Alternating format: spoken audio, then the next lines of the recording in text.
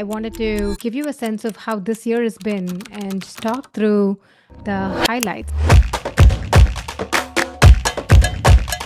We love talking to people from all walks of life who are doing something interesting. Welcome to another exciting episode of the Aarthi and Sriram show. Hey everyone, welcome to the Aarthi and Sriram show. This is going to be a special highlight episode of our best content of 2024. If you're a new subscriber, thank you. Over the last couple of weeks, we've had a lot of new folks joining us. Welcome to the show. For folks who are new here, this is a show where we host conversations. We host guests from all kinds of fields, from startup founders, builders, creators, entrepreneurs, but also we've had authors, we've had sports personalities, you name it. We love talking to people from all walks of life who are doing something interesting. And we generally tend to focus on optimistic conversations, on life, on creativity, on productivity, and how to win, how to be successful at what you do. So whatever your plans are for 2025, I hope these segments across Silicon Valley and stories, across AI, and across advice and self-help. I hope these are useful for you in some way. With that, I won't keep you from enjoying the rest of the episode. Happy holidays, happy new year. Hope to see you in 2025. I hope you get a good holiday break. I hope you're able to all build something. It's my favorite time of the year to go tinker on things and learn something new. So I hope you're able to do something that you love and enjoy these holidays. Thank you. You have been a consigliere, like a trusted exec to many of these folks, right? Jack, Mark, because you built out advertising at Facebook for many years. In fact, I just for fun fact, Gokul helped recruit me into the ads world at Facebook, and then immediately after I joined, he left. So I knew ads was in good hands with you joining, so I worked this down. We didn't insert that Michael joined me. I was like, I took it personally. I was like, the week after I started, Gokul was like, oh, I'm out, right? But I want to get to that later. But I'm curious, like, if you look back upon these executives that you work for, and then also before that, you helped build AdSense at Google, and really, I would say, pioneered how a lot of monetization works on the internet. Let's walk through each of them, right? Like Larry, Sergey, the senior executives at Google, they've been studied, they've been talked about a lot. What did you observe from them up close? What were times when you had interactions, were you able to influence them, change their minds, or they influenced you? It was interesting. I think Google was the seminal point in my life in some ways as a product person, because it was the most fun. I almost say the most fun I had, because I was an ICPM for half of my time at Google. And I always feel being an individual contributor is when you really have your hands on the product. As you start becoming manager, unfortunately, you get one layer removed. And I had the most fun when shipping products myself. And in particular for Google AdSense, Sergey was an executive sponsor. In fact, the idea came from him, because he basically realized very quickly, as soon as AdWords launched in 2002, he realized that, hey, just like AdWords is all about taking, or AdWords or search is all about taking keywords and figuring out web pages that match the keywords, we should do the opposite. We're already basically taking web pages and figuring out the keywords that match them and finding ads. And one of the most interesting lessons I had, which I didn't internalize till a few years later, was when he nixed something we had built for a long time. He used to attend, we were heading towards launch, and I'm dating myself here, in June of 2003, when we were going to launch Google AdSense. And it was March. And we had built, the way AdSense worked is websites apply to be admitted to the AdSense program. And that's what we built. And we were building. And so there was a big approvals queue. We had this ops team that was ready to approve websites based on a long list of criteria. And we basically were reviewing it. And then Sergey walks into one of the meetings he was attending. He was like, what's his approval queue? It's done. We proudly said, yeah, we built this great queue to approve any website that comes in. He's like, why the hell do you need to approve websites? We're like, what do you mean? You can't let any website with NSFW or violent content, all kinds of stuff, get onto AdSense, to Google, to run our ads. Why not? He asked. What do you mean, why not? He's like, look, didn't you consider the fact that they could apply as under a benevolent website, and then after you approve them, they can change the website content? He was like, no, that's true. And then he was like, what you guys are missing is the number one thing that the website cares about is making money fast. The first thing they apply, and I want to get them to see their dashboard immediately and see that they're making their first $2 within a few minutes. they put the JavaScript on their website, it should show. And what you're doing is you're saying, okay, now it's going into the approval queue. And you might hear back, who knows when. You have them right then. Show them the money right then. So I want you to kill the approval queue. I was like, what do you mean, kill the approval queue? Yep, Yeah. kill the approval queue. So that was, we killed the approval queue and it worked, because what happened is he actually said that Google in general is built on this philosophy where even AdWords, you could actually back in the day set up an ad for a keyword and it would start running immediately, because there was an instant psychic gratification to seeing you would search for that keyword and see your ad. And for the first 100, 200 impressions, it would run. And then it would go into an approval queue to make sure there was no copyright or other violations. And the same thing happened to that sense. Once you get, because the reality. So I think it really solidified a key thing around product-led growth in my mind is that you cannot have barriers to the aha moment. As you guys know, the aha or the magic moment for any product is when the user gets hooked after a certain experience, right? In Uber, it was watching the driver come to you. In DoorDash, it was when you get the first delivery. And Facebook, it was getting to 10 friends. And so your newsfeed is populated. So you cannot have any friction, any barriers to getting to the aha moment. We never thought about it that way, but that's basically what it was. Sergey just had a beautiful understanding of products intuitively, while Larry was a technologist. Every feedback we got from him was, why is this so small? Why aren't you thinking bigger? Why aren't you thinking bigger? Why aren't you thinking bigger? Well, Sergey, it was all about he had just incredible product sensibility. So I learned a lot from them in different ways. But that magic moment thing was something that stuck with me, because he killed a lot of work, but he made the product significantly better as a result.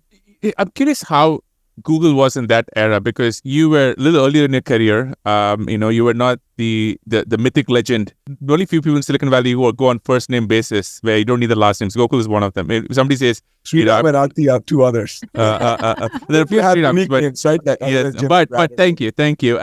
But you're a little earlier. Walk me through how it was to interact with Larry and Sergey, right? Like, how was debating? How was discussion? Did you feel like, hey, I could challenge them? And how would you do it? It was pretty amazing, because it was Larry and Sergey for many meetings, and then Eric would join them for some meetings. And so it was sometimes 2 and sometimes 3 people.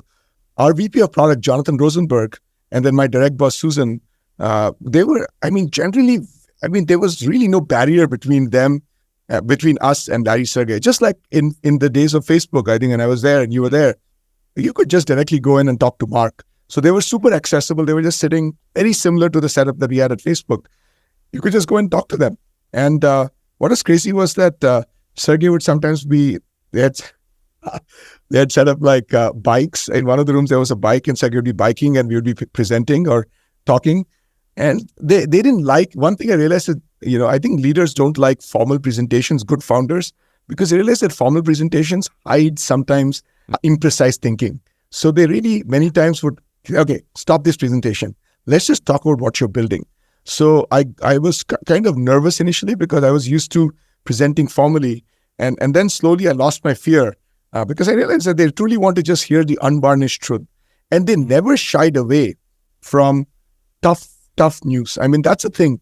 What they didn't like was like giving good news and it sugarcoating later, because initially I was trying to sugarcoat stuff for them. Then I realized that they were too smart to be BS'd. And so you just give the bad news upfront. The other thing I realized was that just like Mark, they basically had the most risk tolerance of anyone in the room. They were willing to risk it all amazing number of times. And we all were much more risk averse than them as founders. And I think that's the thing about great founders. As the company kept growing, they were willing to make massive bets and massive risks. When they bought YouTube, we were like, oh my God, this company, they had no monetization. It was under massive lawsuits from Viacom, and they paid $1.65 billion to buy it. And Google, it was a good chunk of Google's market cap. And you were like, what the heck? Yeah. Again and again, they were willing to bet the farm on things and that's a hallmark of great founders. I think that's founder mode, to be honest, more importantly than anything else in me, where they're able to make, I think that's a challenge that a CEO who's not a founder faces, that they don't have, because they feel themselves beholden to shareholders. Mm-hmm. Well, the founders, they remember it was nothing a few years ago, and they're perfectly willing to roll the dice. Yeah. I think Elon does the same thing. It's perfectly willing to roll the dice again and again and make company making or company destroying bets in crazy ways. A couple of stories. One, Bryan Armstrong came on our podcast a little while ago, and he talked about how Coinbase went through some really dark times during one of the crypto bear cycles. And he talked about how he thought to himself, you know what, worst case, I built the company from myself in my laptop in my bedroom before. I can do it all over again.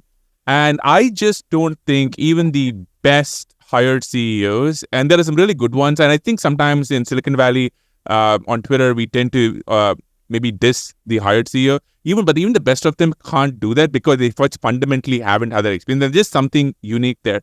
I want to talk about Mark and you to Facebook, but one of the things that always struck me about Mark Zuckerberg is when you are interacting with him, I agree with you that you could have a very open conversation with him. But I think the subtle, interesting thing that he did, and I don't think a lot of the others, great CEOs sometimes do, is he would tell you very, very quickly where he stood on the spectrum of the decision you're talking about, from all the way from, I don't care what you're working on, and sure, I'm going to indulge you. Please feel free, go have fun, go do it. Thank you for the status update.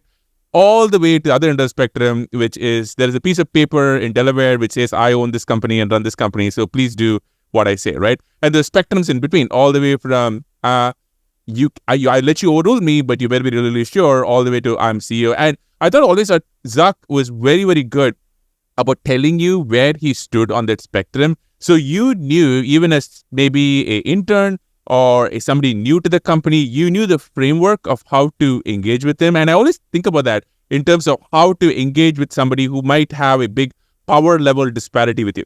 I think it's a good point, though. I disagree that other CEOs. I think he was exceptional. Larry and Sergey were also very good. You knew exactly where you stood. I mean, you could talk to anyone. At Google, I think the best way to engage with all of these great founders who want to hear the truth is just tell them the truth and be ready to. I think the other one is you got to really hear and listen to their feedback. One of the best examples, I think, was the foundation of most of Facebook advertising is something called custom audiences, which you probably remember, where I think and that actually came about through Mark. He's a learning machine. What happened is Mark Pincus at Zynga was one of our biggest advertisers at Facebook.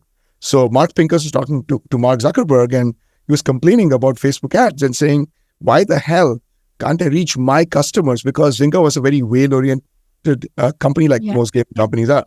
I want to reach these whales and target them. Why can't I reach them? I know you have them. And Mark Zuckerberg came to us and said, why the hell can't he target his customers? Mm-hmm. So that was the orientation. We were like, oh shit, okay. They can target their customers. They just need to tell us who their customers are. Initially, it was customer IDs. And because Zynga already knew the customer IDs because they were on the Facebook, they were a Facebook app. But then over time, it was other ways to identify customers, email addresses, phone numbers, etc.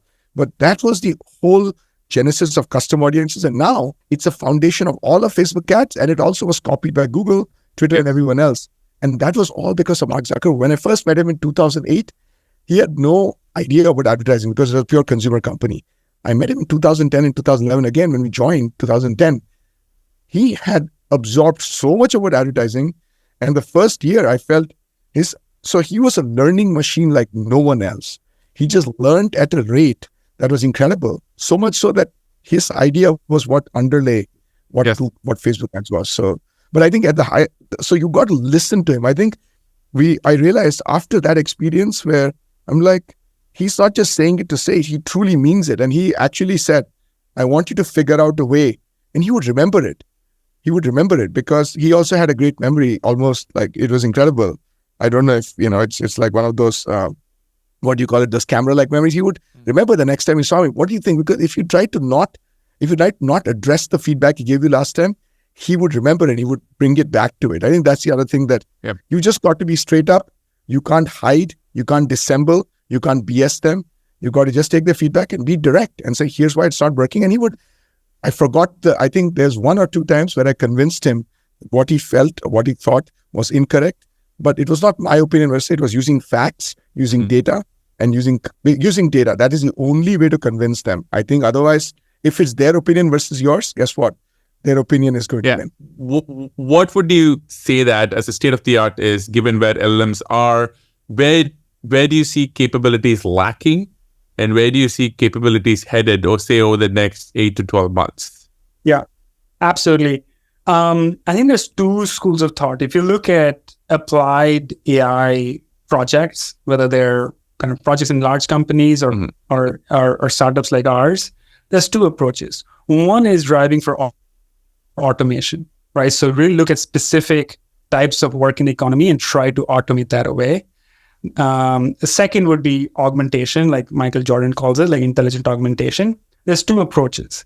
So the first one is to take classes of workflows where you can completely automate that away. So if you look at the coding side or the building side of enterprises, that would be idea of kind of automating database migrations. In the selling side, it could be automating kind of the long tail SDR or email outreach. So that's one direction of application. The other is supercharging and augmenting existing folks like Cursor for top engineers or Rocks, hopefully, for enterprise sellers. There, the idea is to decompose the job that these individuals are doing into kind of basically kind of some modules or mini jobs and automating those away. So when you look at applied AI companies, there's kind of single shot automation approaches, and then there's the augmentation approaches. Behind that, to kind of answer your question, what's the state of the union? What we're learning is the alpha is in data.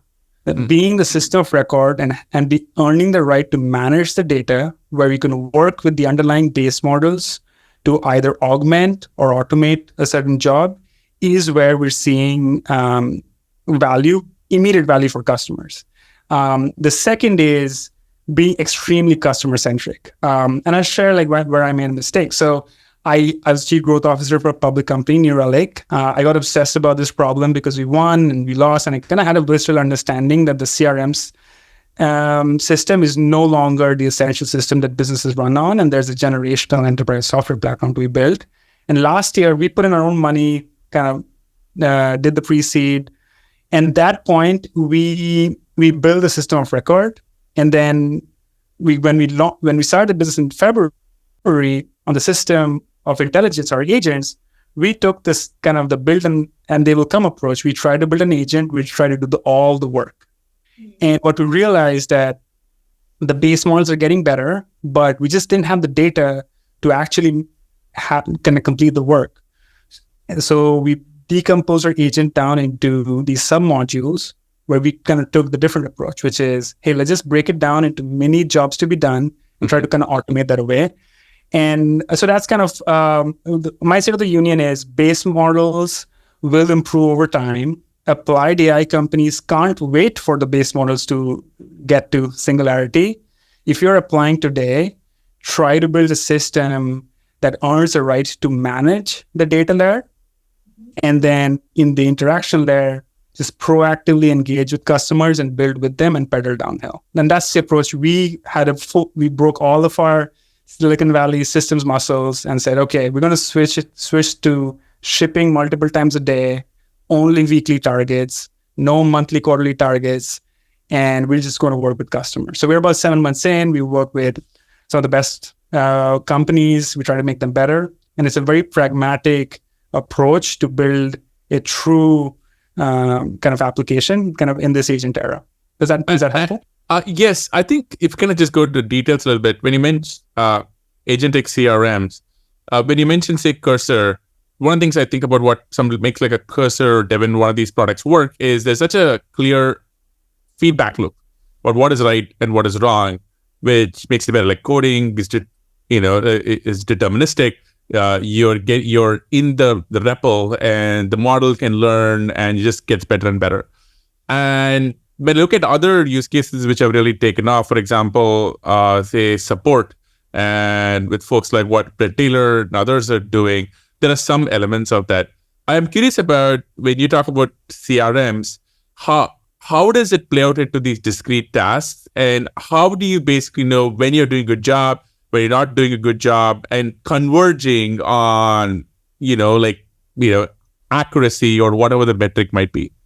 Yeah, that's a great question. So in our domain, the traditional CRM system was such where the human did all the work. They got all the data in. Once the data is in there, they would drive analytics, workflows up on top of it. And then in this kind of new world, there's going to be a class of software that tries to do the work. And the work, very pragmatically, Sriram, is if you're a customer-facing professional, and there's literally tens of millions of them out there, the three jobs that you do is you plan, you figure out, okay, of all of my customers, who should I work on? Second is you research or prospect. Hey, for these customers, what's going on? Who should I reach out to? And then you engage, which is, okay, I'm going to reach out to them. I'm going to and do a call. And then you kind of loop that. So if you look at a calendar, Sunday night to Monday morning is essentially planning. Tuesdays are for research. It's called like pipeline generation. The rest is mostly engaging with customers. That's kind of an abstraction. So and then this whole game is not 100% precision domain. So the idea is, how can we help you gain time, 20 to 30 hours a week, so that you can support more customers. So in our domain, our primary optimization kind of target is time saved. And the way to save time is you decompose the planning, research, and engagement down, where we can do 80 to 90% of the work, and we do those actions where you don't have to complete the complete work, right? So when we started off, because we're close to Scott, and we also built an agent which tried to do the whole work, but in our domain, that model did not apply. In our domain, so we kind of decompose it down. So going one level deeper, what does a Rocks agent do? So let's say you are a kind of enterprise account executive at Ramp. Let's say you have 50 customers. You get a swarm of 50 agents. There's one per customer. That agent every Sunday night will essentially give you a note. Hey, here are the customers you should work on. And this is because of all of your internal and external context. So that saves about 3 to about 8 hours of work. Next is, you're going to sit down and do research. The agent queues up that work for them, but the human does trigger that. Like, we have taken this approach where there's immense brand risk if you kind of spray and pray today in our domain. Like, it has to be thoughtful. You got to represent the brand. So we'll do that work for you. Mm-hmm. That's already saving about 200 hours kind of a week. And that's kind of what's converted. The next is, okay, now we're in a meeting. We prep all your calls. We support kind of live transcription, and we do the follow-ups. And we can do multimodal. So in the morning, you get a rundown on audio. Hey, here's how the day looks like. At the end, you get a recap and a look forward. So that's kind of our domain, where the customer support, like some people like Decagon, which is amazing, or like Devin and Cursor, that didn't apply. That model break, and we kind of took on this. What we're doing is proven, better, new. We're deconstructing any product we admire down. I did this to build Farmville. We are all doing this, whether we admit it or not. We are taking what works for us, what speaks to us, deconstructing it to its smallest mechanics, to the atomic units that we can get to. Mm-hmm. And then we're copying those. We're not making them better. We're not reinventing those. We're copying those legally, okay? And that is your right, is to copy it legally. Right. And you're not trying to get respect from your fucking peers. If you're doing that, go work in some big company. If you want to be a founder, you got to be like me, ready to be disliked and scorned and laughed at. But you copy, and you become the best at copying. Picasso was the best at Picasso was the best at copying and tracing before he was the greatest artist. Steve Jobs was the best at copying. I am impressed with people who can copy like a master, okay? So first, you copy like a master. Second, you do better. Better is not what you think is better. That's new. Better is what 10 out of 10 of the users of that product say is a fuck yeah. Right. Okay? What you think is better and they don't, that's called new. Okay? Get your ego the fuck out of this. It's new. That's new, okay? And it will fail. And you isolate new. And in my book, how you apply this framework, what percent, you say to yourself, what percent is new? That changes based on the platform, okay? When it's a new growth platform, like mobile was, Supercell is a master of copying. Mm-hmm. Ilka is a master. He's better than me. He's better than me at proven better new. He took Farmville 2. They copied it on a mobile. It was proven. I mean, literally, if you look at it, you cannot tell the difference. They took our little white mailbox, the half driveway, the house. They said they copied it, okay? And I say this with admiration. They said, proven is Farmville 2 on mobile, on web. Better, we're going to make it work with a touch, with, pinch with shorter time frames on crops. No new. The new was mobile. Okay. And it crushed it, right? It was called Heyday. When we built Farmville, it was proven and better. There was no new. If you can do proven better and 0% new, that is amazing. Poker, Zynga Poker was proven because we copied a poker game. We didn't change a thing. It was janky as fuck. Right. Better was no download because we didn't care about security. Which do you want? Download? No download. 100% of people take no download. We know it because you lose 50% every time they click, right? They vote with their clicks. New was a picture of your Facebook friend, right? A real person. And new worked. What do you know? New worked. But that was proven better new. Right. It's much tighter than people think about. And what I'll say with Zynga PMing was that became not just our culture, but our religion. And we turned that into what we called our blue sheets. And when we had our product roadmap meetings, that was church. Okay. We were doing God's work. This was our religion. This was deep in this is our souls coming out. Okay. That's what we were doing. And it was working. And we were getting feedback loops every day and every week. And we had this beautiful, beautiful product roadmap room. I spent all my time crafting these blue sheets. You could not change a single thing on these. This was our Torah. Okay. Our roadmap meeting room, which had been originally a porn DVD store that we found. It was an empty storage room in the bottom of the DeHaro building, but it had ceilings that were 30 feet high, no lights. You don't need them in a DVD store. And we had moving whiteboards. They moved this way, they moved this way. And I sat in the middle with the entire team, the product leads, the leads of engineering, design. And that was my operating table. This was like $18.95, and it was the, whatever you call it, like the teaching hospital. Right. And is how I trained new people. 35 people sat around the outside of the room. That's how I trained new people. They sat and listened. They couldn't talk. And I sat there with my team. No middle managers. And this is all I did. This is how, Bing had me measure my calendar. And if I was ever spending less than 50% of my hours on these roadmap meetings, then we're redlining. I'm not investing in our future. That's why I had to say to you, why am I here talking? Because I was talking to you at the expense of my players.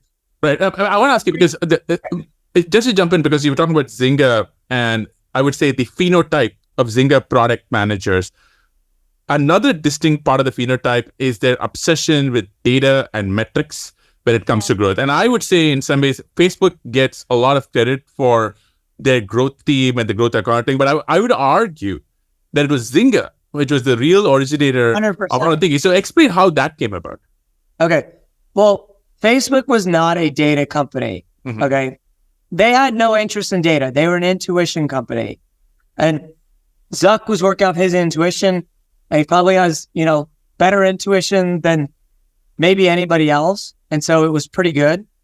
Although people forget pretty much every new feature they ever launched failed, as you know, other than right? They tried recommendations, they tried events, they all failed, right?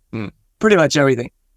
Their own products they launched all failed until they did. Facebook, somebody should go down a rabbit hole on Facebook Beacon. Oh yeah, you could have a whole podcast on what products ever made it. So I think the only product they ever launched that got anywhere was Threads. And guess what? They did proven better new, right? Yeah. They did proven. We're gonna copy Twitter perfectly. Stories the same example. Stories the exact same example. Like I was at Snapchat when Instagram launched stories. But talk to me about data. Okay. Data. Okay. So here's what happened. we had to be better than Facebook because we had to work harder than them to survive. Mm-hmm. Every other week, we'd get some email from them saying they're deprecating or changing a channel. Remember, we were buried inside Facebook. Right. We didn't control. We had no persistent navigation. They would move where you found Farmville because they wanted to promote events, and now apps were gone. They weren't on the homepage anymore. So we had to work 100 times harder than Facebook did to keep our engagement and our retention. So we had to be 100 times better than them. So we were a big data company long before them. Kadir Lee came in as our CTO. No one knows that Zynga had amazing world-class engineering. Kadir Lee, Scott Dale, they were in the same class as, Sergey and Larry. They brought in the best and the brightest, and I gave them free reign. We overinvested. Zynga was cash flow positive every day since I started, and we wanted to have the biggest chip stack. We raised massive amounts of money.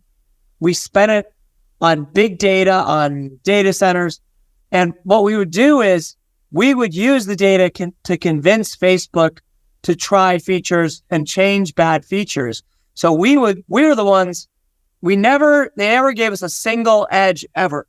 We were negotiating on behalf of the whole ecosystem with data. So we would come in, we would A/B test whatever it was they were doing and come in and show them the data. And originally it was like Jared Morgenstern, who I sold him on the idea of user pay. He became the user pay guy. Mm-hmm. But, I kept walking in to Facebook and hanging out, and I'd have lunch with Zuck once a month and then dinner, and I'd show him the data. I'm like, dude, here's how much money you could be making on user pay. And, I'm trying to convince Twitter and Elon right now what they can make on user pay. So we had to be better than them.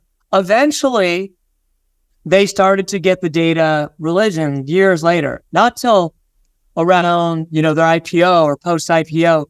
And then intelligently, they started hiring my whole team. So the guy who built all of our data and analytics, what's his name? They hired him. They hired our CFO, mm-hmm. who was a brilliant guy, Dave Weiner, who was really the first consumer internet CFO who was data driven. Yes. Right? They eventually hired, all of our PMs and, even our game designers. So that's why you met a lot of people at Facebook. We were the training grounds, not just for Facebook, but for, eBay and PayPal. And John Donahoe came in to Zynga and he said, our number one recruiting target is always Zynga PMs. So anyway, yes, that's how that came to be. You talked about talent, and I sort of want to double down on that because I think from what you've written, what you've talked about, talent, whether directly or indirectly, is something you cover and focus on quite a bit. How do you find good talent? How do you spot them, fund them? You do a lot of work behind the scenes on this, but how do you find good talent? Well, I hope you guys haven't found everything. I try to stay behind the shadows as much as possible. We have our sources. I wrote this a couple of years ago that got very popular, which is the average age everywhere we do is increasing dramatically. That's good. You kind of accumulate knowledge and you're making decisions with better informed decisions over time. And, you have pattern matching and other things. But the really bad parts are two things. One is the burden of knowledge is increasing. Benjamin Jones and others have written a lot of great papers about this over the years. Matt Clancy, who's an independent researcher now, Matt's written really great things about the burden of knowledge increasing. But, no matter which field you pick, the date or age of first achievement is increasing dramatically. And that's not just true in like science and math, but it's also true in film. It's true in the government. The average age of a congressperson is growing something like 4.5 months every year. The average age of a somebody who runs a university is growing similarly. If you look at the NIH directors or who are PIs at NIH, basically everywhere that we see, people are getting older before they have responsibility. And that could be good. But if you turn back the clock before, it was young people that did all the most impressive things, from Watson and Crick to the Macintosh team. I think the average age was like 23 or 24. But the founding fathers. That's what I was going to bring up. Yeah. Founding fathers. That's probably like the best example possible. Is Washington was one of the few that was over the age of 30. Yeah. Everybody else was younger. And that's like the greatest founding story possible. And, but I think on the talent side, there's two separate areas to think about. One is how do you evaluate the right talent for you? But also, two, how do you identify young talent that hopefully will get to run the world 5, 10, 15 years from now? And outside of Meter, I spend a lot of time on the former a lot. And in that, I believe in the entire approach of outbound rather than inbound. And I just think inbound is wrong for a lot of, I'm happy to get into. By the time this podcast comes out, you'd had this amazing video with Cristiano Ronaldo. And I bring him up because he's somebody, I remember him running out of the pitch in Man U when I was a teenager in India, right? And we've seen many bright stars in many sports who show up at 17, 18, and a lot of them flame out. Either they don't have the skills or they can't deal with the lifestyle. Something happens. But Cristiano, still around, still looking ridiculously fit, right? Like, maybe he's lost a step or two, but, he 20 years kind of dominated the sport. And we're talking about Yamal, for example. Maybe we would have preferred that he doesn't score against England, but the guy's like 16. I can't remember what I was doing at 16, but definitely not taking on the pressure of playing for Spain on a stage like that. So when you think about young prodigies and geniuses who kind of come up, what do you think is important to make sure they can then suddenly handle getting millions of Instagram followers and being there, the pressure and also the temptation? What separates the people who make it and the people who don't? I think first the family support system behind you is very, very important. I think that you look at Cristiano, his mum is pivotal in what he does, always a reference point for him. And if you watch my podcast that's coming out with him, he talks about his mum on there and a situation in the Euros that everyone saw, but his mum was a big part of it. But family, I think, is huge. The way they help shape you, the way we were talking before we came on about family creating, driving individuals, and again, that consistency and building a character that's going to put you in good stead for lifestyle, a lifespan. Also, the team that is built around them. I think Cristiano Ronaldo, he was the first athlete that I ever saw. Now LeBron's doing it as well, but Cristiano was the first one I physically saw with my own eyes build a team around him. So he lived a couple of doors away from me, and I went into his house one day. I should walk in and say, "Yeah, what's going on? Are we up to?" And I saw like 5, 6 guys. Players. No, 5, 6 guys sitting down in the front room. I said, "Chris, who are these guys, man? Who are these guys?" He says, "Yeah, that's my physio. That's my masseur. That's my chef. That's my doctor." I was like, whoa. We got all this at the training ground. He said, "No, but these are my ones." And I was like, so he built a team specifically for him to become the best player. And you roll on 2 years later, he left Man United as the best player in the world with a Ballon d'Or. It's no coincidence who Ronaldo became, because he prepared, like he put the pieces in place for him to become this. And he's obsessed with details. He's obsessed with getting the edge physically, getting the edge mentally. He reads a lot of books. He listens to a lot. He doesn't miss anything on social media. He's across it all. Like, the guy is always looking for an angle. And I said to him the other day when I was with him at his house, "Bro, you've scored 900 goals, man. Like, relax now, surely.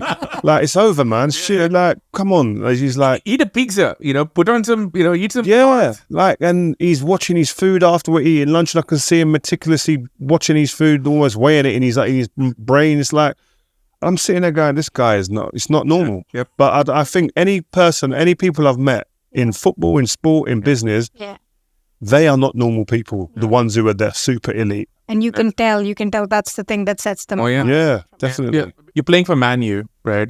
One of the most historic, franchises in all of sports, right? Like I grew up in India, half the country was either a Man U fan or Gunners. We don't want to talk about that. But the Red Bulls are iconic. And then one day, you get a little bit of clot on your arm, which means something, and you get the pressure and the press. So how did you handle all of that? Like, what did that mean for you? Yeah, I mean, like you say, the history at the football club could be overwhelming. Like you see the stories and the success that they've had and the big names they've had there. But I always just thought that I've been given the armband and I'm captain for the way I am and the way I've been up to this point. Like, you don't change. You continue doing what you're doing. You maybe tweak a couple of things, but you don't make wholesale changes, because I've been given it because I'm doing the right things. One of my biggest things that I thought about when I was captain, my role is to make other people play better. My role is to make other people feel more comfortable. My role is to make other people feel they have a responsibility for the team. And so that might be on the pitch for encouragement. That might be in the change room, having to pull somebody and say, listen, you need to this isn't the way we do things here, and in different ways. Yeah. Like a lot of people, some leaders are shouty and aggressive. Sometimes you can have the same response with a joke, but it's got a tinge of, that's going to keep them thinking for a bit longer, or do it in public, or it's just being able to read the room and read the individual, how you deal with them. And I think those are big traits of captains that have to be right. What made you wake up one morning and said, well, I'm going to try and make fusion happen in my, small college room? Yeah, I think me generally, I have like low activation energy to get things done. So when a friend of mine, Olivia, was talking to me about this, and she was like showing me her setup, and I was like, dude, if she can do it, like, why can't I? Like, I met her at this place called Edge Esmeralda, which is like a pop-up city in California. And we were talking about this. And then immediately after talking to her, I just started looking into it. So I went to this forum called Fuser.net and just started reading. And I was like extremely confused. Like I had no idea what was going on. But then like just slowly feeding this into like just Googling things, like using AI for things, I was slowly getting a better picture. And then I was like, okay, like I'm just going to do it. I'm on a gap term. I don't have a job. Like there's nothing like stopping me. So yeah, I don't really have a better answer than I was just like, I just want to make it. I just wanted to exist. And so damn cool. So cool. Okay. All right. So now you want to do this. And I would say, a few years ago, somebody wanted to do this, and maybe a lot of people now, the way they would do it is, okay, I'm going to start Googling things. I'm going to collect like a Dropbox or Google Drive folder. I'm going to collect all of the assets, the information. But you sort of been, I would say, sticking everything into Sonnet. I would say why, and maybe you can kind of show us what you've been doing also. Yeah, of course. So I want to stick all of this in Sonnet for the sake of context. Because of my lack of context, I want to have like almost like a very good EA who is very good at building hardware or has the knowledge of building hardware, maybe not the actual like technical skills by hand. And so what that actually looks like is if I go into like Clock projects, I built this for the Fuser. I would dump all like information, email conversations I had with people over the internet. These are very long chains of conversations. I would just take everything and dump it in here. And what this allows me to do is I can quickly retrieve things from almost like second brain. So I can just be like, this person, what did Aiden use for his vacuum? And it could immediately just like do like really good RAG on it based on all this information and just give me answers very fast and save me a ton of time instead of just like searching on like Superhuman or Gmail or whatever. And of course, it's a lot slower because there's so much knowledge. But yeah, I can just get instantly like all this information and it just pulls it out based on like the best ideas or the best recommendations. Another thing that my friend Olivia taught me was from Fuser.net, she ended up scraping this entire website and converting it to embeddings. And she made this thing called OpenFuser. So what this is literally just a queryable openfuser.com. So instead of browsing like all this form, like I don't want to go through this shit. So I can just go like, what is the best bubble counter to use? And it will like instantly query it. And not only find like an explanation, it gives me a link to it too. So here I can read about like different types of bubble counters, and it has like all this like knowledge just there. And I can just quickly like skim through this without, having too much context and things. Yeah, amazing. It was very cool. Yeah. So in addition to just using Claude, you can just build your own things. Like this is kind of the power of software, is that you can you could just take information and digest it into like such a queryable form and extremely fast too. I know she has a public repo for this, and she's been an incredible help, with this whole project. So like things like this are very helpful, and also like puts files and stuff here. So just very simple interface. It's nothing complicated about this. It's just a Streamlit app, but it works so well. Wow. Okay. Okay. So, wow, this is so cool. And I can see myself definitely wanting to do this for much other things, maybe not building a Fuser, but back on the Fuser process. Okay. So if you look at your tweet, you start ordering these parts, they start showing up. So walk us maybe through, what was going on, maybe week by week. What was kind of the process like, and maybe what were the hardest, most challenging areas? Yeah. So I think week on week, so I would just start with like Fuser, how to build or something, and then just like open you can see I opened like every single link on here. I watched every single video. So first thing was just digesting everything like into my brain before doing it into Claude. And I actually wanted to know what is going on myself. And then just kind of reading these setups and like seeing what's going on. So this is like very inspired by my setup, or like I was inspired by this setup, at least for the vacuum chamber. And so I kind of mimicked a lot of this. So I just like Control A, Control C, and put it all into Claude. And then went from there. And then I was like, okay, what parts do I need? So here they have some certain materials, but a lot of these materials are actually kind of wrong. And so what I did was with Claude, I would just talk with it and ask it, okay, what materials look right, what don't look right. So for example, like this certain nylon spacers. So I just dumped in the McMaster part piece here, and it just gave me all these details. Like I didn't understand what any of this meant. So this would just break it down for me and explain it. And then I would just go on McMaster, and then I would just start looking up things. I'd be like, okay, this looks right. I'm going to buy this. And then, yeah, like this is extremely intimidating, by the way. If you're just like a software guy looking at this, like, you have no clue what's going on here. So I would just like, I know exactly what you mean. Like for me, my use of like Claude and GPT has been like, build websites, build apps, like do specific sort of like pointed problem solving, but very much as like an accelerant. Like I could write the code myself, but it's just like solves a few steps for me, so I don't have to do the boring JavaScript, like that kind of thing. But if you ask me to hardware, like similar to you, I'd be like, I have no, like I'm looking at this list going, I don't know which one's what. What does that even mean? Like, what should I do with it? So it's amazing that you're able to like pick from Claude, go to McMaster website, figure out, okay, yeah, this sounds about right. Go get that, and then go back to Claude, I'm guessing, and just like stitch it all together.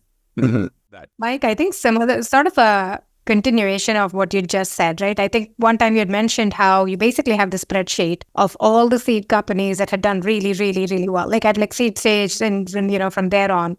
Missed opportunities once you'd invested, all of that. One, it's amazing that you track it, and you track it in a religious way. I love that. I just, as like a data nerd, I just love, the fact that you just track the whole thing. But what do you see as like patterns, anti-patterns, or is there no such thing? Or is it like a bit like the end of, this movie Burn After Reading, where it's like, what have we learned from this? Nothing at all. And it's just sort of like chaotic. What is the lesson there? So first of all, how do we go about this?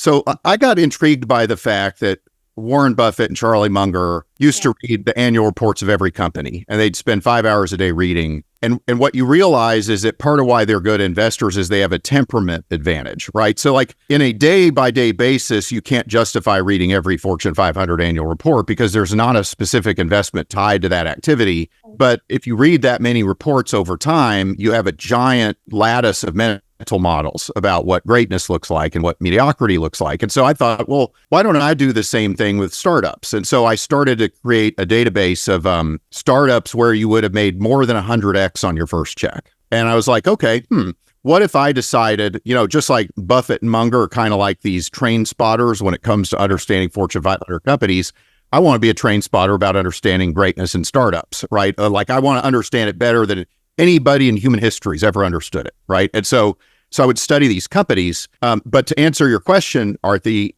I would say that the high order bit is there are two types of capitalism. The kind of capitalism most people think about is like normal corporate capitalism, Fortune 500 companies. And those companies are trying to create moats, and they're trying to leverage their competitive advantages, and they're trying to do all the stuff that you learn in business school that you're supposed to do. Michael Porter, 5 Forces, all that stuff. And, when you bet on one of those companies, or when you run one of those companies, you're betting on its ability to persistently compound longer and more intensely than most people think it will. And I realized that startups don't do that at all. Like startups don't have a moat, right? They don't have anything. All they have is the founders and their ideas. And so what I realize is a startup capitalist is a different kind of capitalist. Like a startup doesn't create value by persistently compounding. They create value by changing the subject. So they show up out of left field with something radically different. They can't be reconciled with anything that's ever come before. The problem with a lot of startup frameworks is they study failed startups and then they say, why did they fail? They failed because there wasn't market demand. They failed because the founders didn't get along. They failed because of X, Y, and Z. But why do startups succeed? Why do they have outlier results? They succeed when they do something radically different that changes, that breaks the mold of what's currently believed to be the way things are done and imposes instead an entirely different model. I'd say that that's the high order bit of what I've learned. And that's counterintuitive because like a lot of people would say, the way you should do a startup, probably a lot of your listeners have heard this, right? They'll say, you should go find a big market, go find customers with needs that are unserved in that market and serve their unserved needs. And that makes sense on the surface, but the problem is it buys into a context. It buys into the fact that the rules have been defined by the rules of the incumbents. We're not interested in competing according to those rules, right? We want to create a new set of unfair rules that are biased to our advantage, right? And we can't do that if that's how we go about it. You know, when you framed it that way, like this light bulb went off in my head. Like a lot of things, these are things where I'd been thinking about. You know, I'd worked at really big companies like Microsoft, and then I worked in my own startups and other startups, and it's completely different, right? Like what is success for each of these is so different. And I've tried very hard to sort of articulate what that would look like. And I think for me, what I see when I talk to other founders is I look for that feeling of discomfort when a founder pitches or when they talk to me, where I'm like, I don't get it. It doesn't quite make sense, or rubs you the wrong way. Yeah. Whereas if it is like a big company, it has to sort of fit into what would the EBITDA growth come from, and where would revenue or bookings come from? Like it's a very sort of like structured problem where you're trying to like compound the business.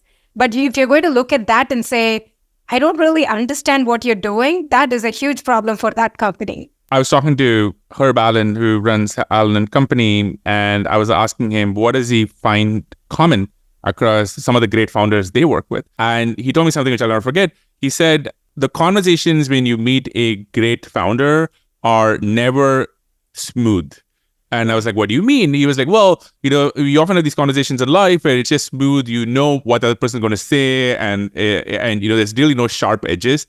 But almost in every case for him empirically, when you meet a fantastic founder, there are sharp, jagged edges. And what that means is they might make a provocative statement. They might make a prediction, which makes you go like, wait, how is that possible? Or they might have crazy amount of belief in themselves. And just something where he's like, the conversation isn't smooth, which was just like a great, once I heard that, I kind of back tested it on all the conversations. That kind of makes sense. Oh, totally. Yeah. Because a breakthrough startup is a fundamentally disagreeable act, right? It's an act of rebellion against the present. So like the way I like to look at it is there are two ways of looking at the future. One way to look at the future is the way most people do, which is to forecast. You project forward from what's known. You project forward from what's happening. You assume that the pattern will persist and that the future is going to be a new and improved version of the present. And that's how most people show up in the world. Another way to look at the future is to say, if I'm a startup capitalist, I don't like those futures. I can only win if the future is going to be radically different by definition. And so I have to start with the premise that it's only worth pursuing futures that are radically different. And then I work backwards from those radically different futures. I backcast and don't forecast.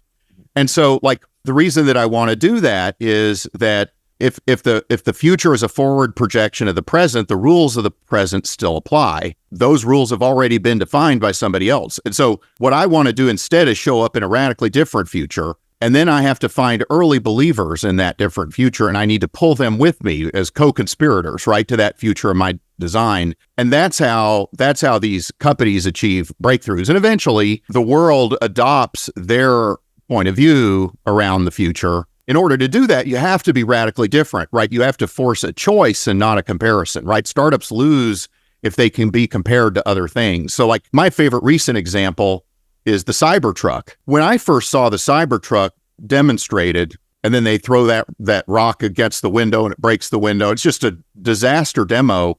At first, I thought maybe this is a joke. Is he really going to ship a truck that looks like that? I'm still not 100% convinced I'm going to get that Cyber Beast. But I'll tell you one thing. You could think that the Cybertruck is ridiculous, but nobody after seeing the Cybertruck says, how does that compare to an F-150? It forces you to choose either believe Elon's future or don't. Live in that future with him or don't. Occupy that future or don't. The original Tesla Roadster would not have survived a comparison in a normal way, right? A Porsche has nicer seats, it's got a better radio, it's got more luxury appointments, but like that's not the basis of comparison. People bought the Tesla not for practical reasons, but for aesthetic reasons. They believed in Elon's aesthetically different future.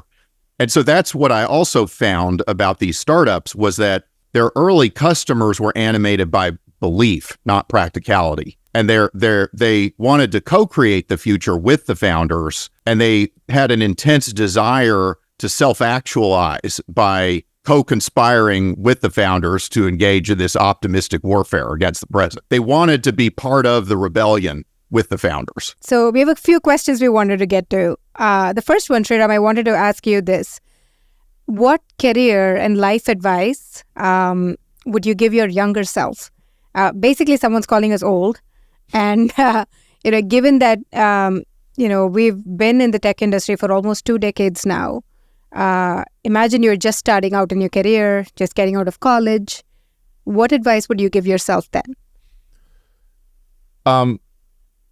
So this is one of these questions which is hard because there are some things when you look back and you look at your life and you look at your career and you can come up with these patterns. Yeah. And we have some of these patterns that we can talk about. But I think the challenge is when we were in those times in our early 20s or even later, it is hard to take some of these abstract things and make it very practical. Okay. So I'm going to take a couple of attempts at answering this. I would say, first, we were very lucky. Yeah. We had a lot of things work out for us, and we had a lot of great people help us and companies help us. But if there's a couple of things I would think we did right accidentally, and maybe I wish we had done sooner or more of, I would say the first thing would be you have to find a way to be around the great people or the people doing great work in your industry. Yeah. And this could mean anything. And obviously, we are from the tech business world, but whether you're an artist, a writer, a journalist, a movie maker, I think that if you want to do great work, and I think a lot of people should aspire to do great work, it is impossible to do that unless you actually see greatness. And that means, for example, if you're an engineer, have you seen the quote-unquote mythical 10x engineer or the quote-unquote 10x product manager or designer? So if you are a young person, I would try and find a way to get as close as possible to the people doing great work. So that might mean, again, to make it very specific, if you want to get into space, find a way to become an intern at a SpaceX and just absorb the people, absorb the culture. If you want to be a writer, there are these great places like Iowa, etc., where you can hang out with great people. So I would just stop there, but I think that's one thing which I think has served us well, and I wish we had done a lot sooner, and I think a lot of people should try to. I agree with that. I think, and also, people sometimes say, well, I'm in this small town in this country. How can I think of like working for SpaceX, or how can I go, be an intern for this writer or something of that sort? And, I think I want to say, you can find a way to kind of meet these people, talk to them, connect with them. I think, Sriram talks about this a lot in previous episodes, the power of things like cold emailing, figuring out what networks they move in, operate in. How do you get access to them? Are there conferences? Are there meetups? Are there things that you can go visit, attend? We, on the positive side, we've often seen people cold email us, either asking for connections or basically saying, I'm going to be doing this event. I'm going to be at this conference. Are you going to be there? And that is exactly the right way to go do things, right? And so it doesn't matter where you started or where you come from. I think the one thing, if there is nothing that you take away from the show, if there is one small thing, it is you can make it. You can kind of get into that inner circle or that place that you want to intern at, work for. If you're able to just push yourself to find a way to get into their network or into their orbit. So it doesn't matter if you're in a small town, has no access to, say, an Elon Musk or something, because lots and lots of people have been able to make that happen. Yeah. And there's actually a very good talk by Bill Gurley. It's called Chasing Down Your Dream Job or something along those lines, which I recommend people watching.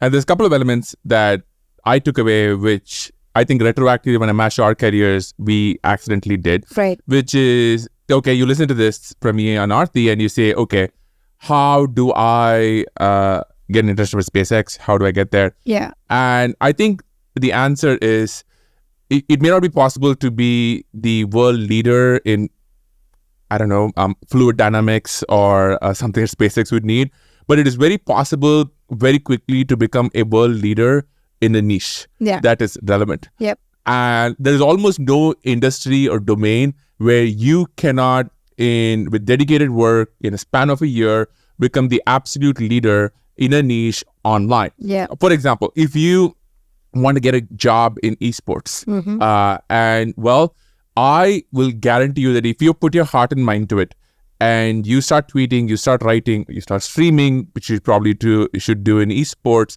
you can become a recognized leader within 6 to 8 months. I've seen it done again and again. If you look at AI, there are a lot of people who just became leaders. So do that, 6 to 8 months, become a leader in a niche where everyone says, oh, that thing, you should follow this guy or this girl, and they're great on Twitter or YouTube. And if you do that, that is then going to open up so many doors where your cold email, your DM will get responded to by an Elon Musk or by somebody, one of his peers, somebody working for him, and that gets you in the door. The challenge, I think, is we have done a couple of these episodes in the past. I think there are 2 issues. One is people just don't do this. And I think for whatever reason, sometimes they might have good reasons, they are not willing to put in the work to make themselves a leader in that field. And this is critical. Like when I was 21, 22, I really wanted a job in what is now Windows Azure. It was called Project Red Dog. It was kind of a skunkworks project at Microsoft at the time. And I was a nobody. I had just moved from India. They had no reason to hire me.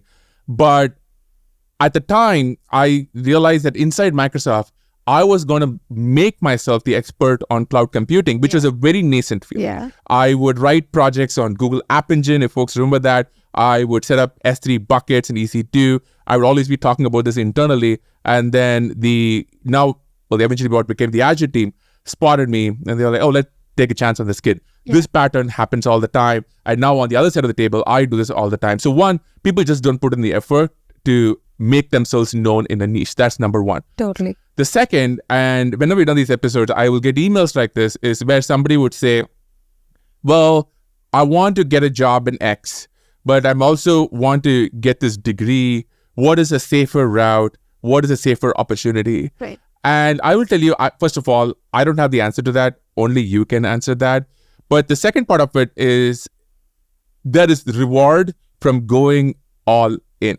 So if you hedge and if you're trying to create optionality, you are not going to stand out. You will become just yet another person. Now, I'm not advocating for one or the other. Maybe the job you want is not the right one for you. But at some point, commitment and passion shows up because it is such a limited resource. And when you show up with commitment and passion, you will get in the door.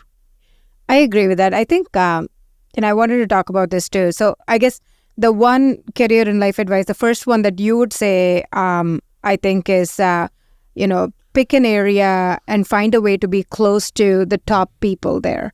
I think one thing that has worked for me and what I would suggest for people who are just getting out of school and college, starting out a new career, is to take risks early on. And lots of people say this, and for me, I'm just the kind of person who just does not like to just go all in, just throw everything at it and, just jump off a cliff kind of thing. So for me, what has worked has been taking very specific calculated risks And you can do a lot of these when you're much younger. You have a lot less to lose. You have fewer commitments, scaffolding around you that's holding you back. And even things like moving cities, changing jobs, changing industries altogether, trying something completely new. You can do a lot of that faster and just experiment a lot more when you're younger without having to worry about what's my career trajectory, what's it going to say, what is my LinkedIn going to look like any of that, and not having to overthink any of that. So what I would suggest is to make a few bold decisions, very calculated risks. Hey, if I moved, I want to start a tech company. Maybe I want to take a shot at moving to Silicon Valley. If I move to Silicon Valley, here are the things that I should be doing. Here are the investors I should be meeting. Here's maybe I should apply to something like Y Combinator. Take calculated risks and build a plan. And, if it works out, that's great for you, right? It's a good bet. That's just you put yourself right in the center of this place where you're supposed to be. And to what Sriram said, you're now going to surround yourself with these top few, 1%er people. And if it doesn't work out, worst case, you're back to where you were. So you don't really lose much, but you would at least give it a shot. And so take a lot more calculated risks early on in your career. And it's easy to say this, but you're going to have to put together a plan on what is it that you really want to do and what are the steps. It's almost like playing chess to be able to get there. Yes. And I know people are going to look at this and they say, okay, I have to commit to a path. I have to commit to either a master's degree or a PM job at a fine company. Right. And I would say what Aarthi said is right. You're young, you can take chances, and it doesn't work out, you can always go back to the other thing. The second part is what I wish I had known earlier and sooner is that you need to surround yourself with great people and back yourself. And that matters a lot more than quote unquote a safe job in a resume. Hey, one thing that I was listening to one of your other talks on YouTube, and this was intriguing because I think the question was, who's your favorite entrepreneur? And I fully expected you to say, Zuckerberg or Elon Musk or, Steve Jobs. Those, usually, there's the Silicon Valley the set of people who always get picked. And you said Larry Page. And and I was really curious because, we've met Larry once. We think he's spectacular. But curious to see why, you picked him, or what about him was resonating for you. I admire all of these guys for what it's worth. It's impossible not to. They all are amazing. I guess I could relate more to Larry Page because he's the only academic turned entrepreneur out of all these. I watched the movie Pirates of Silicon Valley. I know you both like it too. It is our sort of the movie which brought us together, romance level. So yes. Yeah. Best Steve Jobs movie of all time. Yeah, I loved it. I watched it before I came to the US here. I wanted to find an example that was more not an undergrad dropout, right? When both of these guys were, Zuckerberg was too, YC was basically popularizing that a lot. Sam Altman was. So even Sam Altman went to the extent of saying, we don't fund lower middle class. We only fund upper middle class people in YC because that's what our data suggests that's the highest correlation. So I basically was okay, there's just no way you can do a company. And then I see Larry Page's story. He's not from a very well-to-do family. Obviously way better than I was, but compared to American standards, not. And he was an academic. His dad was an academic, and his core idea was inspired by citations, like Google Scholar, right? Like PageRank. So that was, and I've read about all the early days of Google books, and his philosophy of the user is never wrong in product design is very amazing. That is only other entrepreneur was taught that way is Steve Jobs, and then that shows in how, or I guess Bezos too, in terms of Amazon design, the first early days, one click buy, basically let the product do the magic for you. You don't need to teach people to use products. Products should be so intuitive, right? And that obsession about latency and the contrarian thinking about when Google started off and got the funding, he could have gone and hired business development people, right? He went and hired PhDs. Yeah. And like the reason was we need to be better at search. Like nothing else matters. We don't need to build a business. We just need to be better at search. And if we are better at search, more people will use us. And when more people will use us, we'll eventually figure out how to build a business. And it's not like he didn't care about building a business. In fact, there's a book where it says John Doerr asks him, hey, Larry, in the potential scenario where this could make money, how much money do you think it could make? And he's like $1 billion. Oh, do you mean $1 billion in market cap? No, I mean $1 billion in revenue. I don't believe. And like Doerr was like stumped. I was like, damn, this guy actually truly believes. Because they were investing at $100 million market cap. So they was like, okay, even 10x is great. But this guy was like, no, I actually mean we can make $1 billion in revenue. Yeah. So sort of audacious thinking and obsession about scale and latency and great user design, like user-centric product design, is what I really like about him and his academic background. So Blueprint, right? And so a lot of people watch your content, and they've done they've had olive oil and Vegemite, all of this stuff. But maybe for somebody watching this, right? And if there is kind of like a stack rank of, okay, if you do nothing else, do this. Because I think one of the things you try and say is like, hey, listen, you don't have to do what I do, right? Like you have the resources, you have the discipline, you have insane sleep scores for the last 8 months. You're trying to say, I'm on the edge so that, you folks can live out here. So maybe walk us through, if you're doing nothing else, this is step one. And then, you kind of ascend the ladder all the way to, where you get to, Mr. Night Hunter, Bryan Johnson. Yeah. Okay. I'll give you 7 things. And these are the power laws. And they're doable by most everyone. Number 1, don't smoke.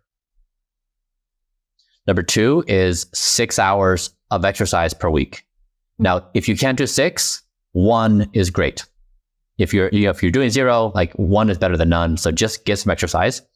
3 is eat a Blueprint-like or Mediterranean-like diet.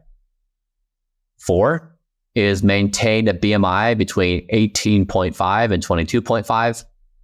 5 is moderate alcohol consumption. I currently do 0, so I do no alcohol consumption. Number 6 is stopping bad habits. It's like smoking is like stopping a bad thing, but there are other things you do which are bad habits. So this number 6 thing is caught. Like if you are not overeating, you're not going to have a BMI above 22.5. But if there are bad habits in your life that's actively causing disease and dysfunction, don't do those things. And then 7 is sleep. Make sleep your number 1 life priority, because every other number of things becomes easier when you're well slept. So life revolves around sleep. And so it's lately really been deprioritized by society, seen as a source of weakness and of wasted time. And the reality is it's exact opposite. It's the best investment one can make with their time.